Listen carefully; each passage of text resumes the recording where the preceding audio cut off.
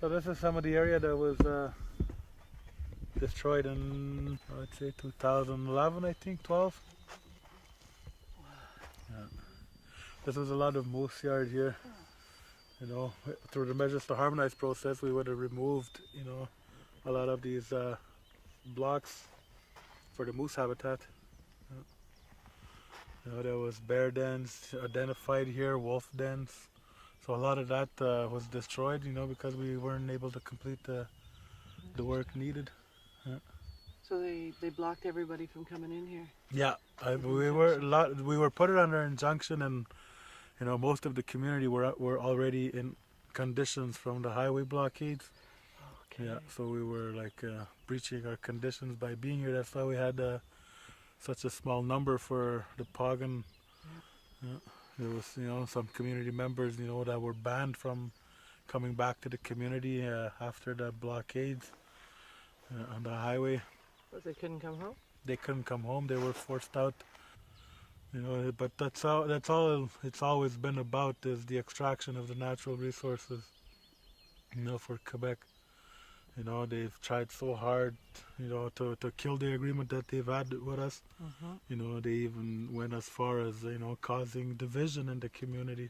Mm-hmm. You know, meddling in our affairs, and you know, the bottom line is it's always been about, you know, cutting forestry. You know, there's been nothing for the community. These towns, you know, they all rely on our territory.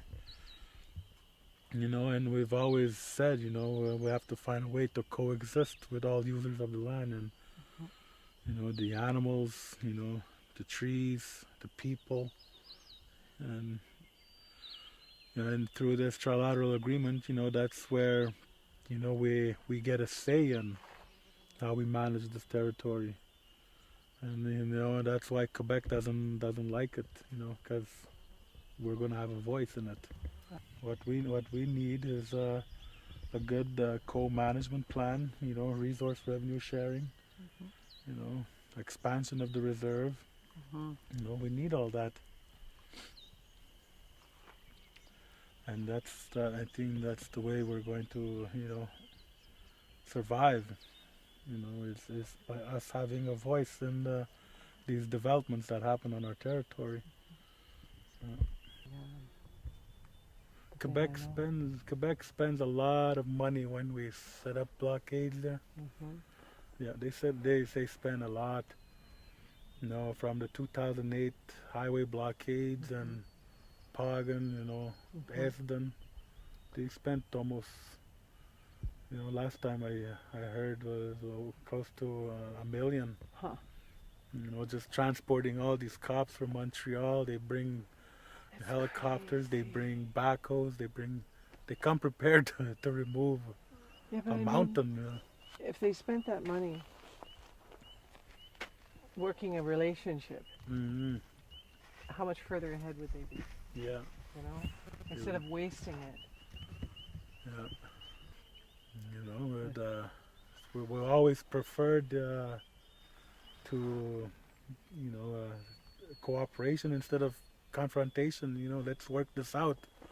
You know, in a matter where we all leave, you know, accommodated, not just the companies, but also the community. Yeah. They make Quebec makes over 100 million just on the territory, and within the 10,000 square kilometers of our trilateral agreement territory.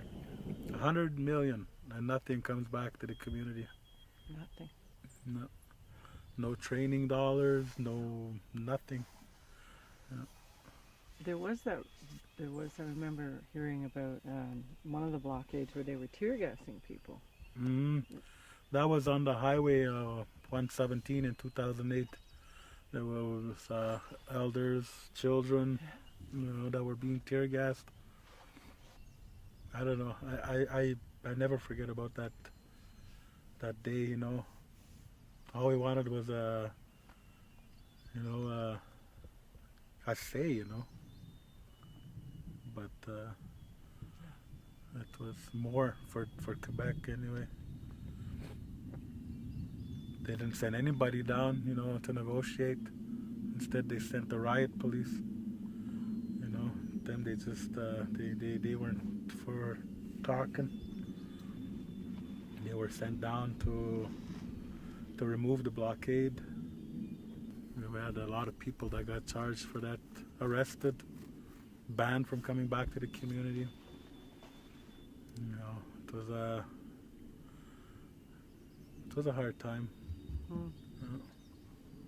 And a lot of people, you know, were left to take the plea bargain from the Quebec, you know, because we didn't have the funds to fight off all the charges. Yeah.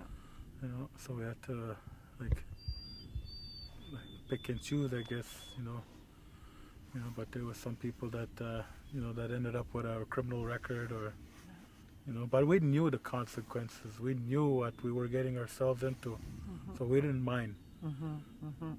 You know, we had to do what needed to be done, That's it. and you know, we're not afraid to do it again. You know, if need be, we're going to do it again. You know, because it's for the future. You know, Quebec doesn't see it like that, but for us, it's for the survival of our way of life. The mining.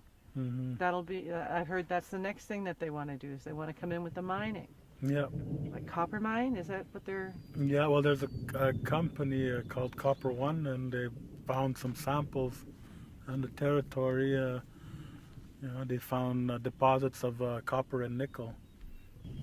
We told them, you know, we don't agree with mining. We have an agreement in place with Quebec and Canada right now, and mining is not part of it, and is not welcome. Mhm. Yeah, we haven't had an official meeting.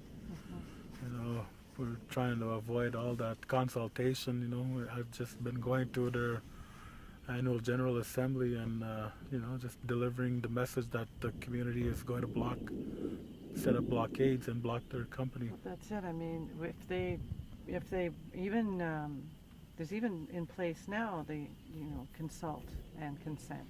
Hmm. But with the UN declaration, it's even stronger. Yeah, the That- free prior informed consent. Yeah, that they Mhm. have to have Yeah, before they can come in and do this.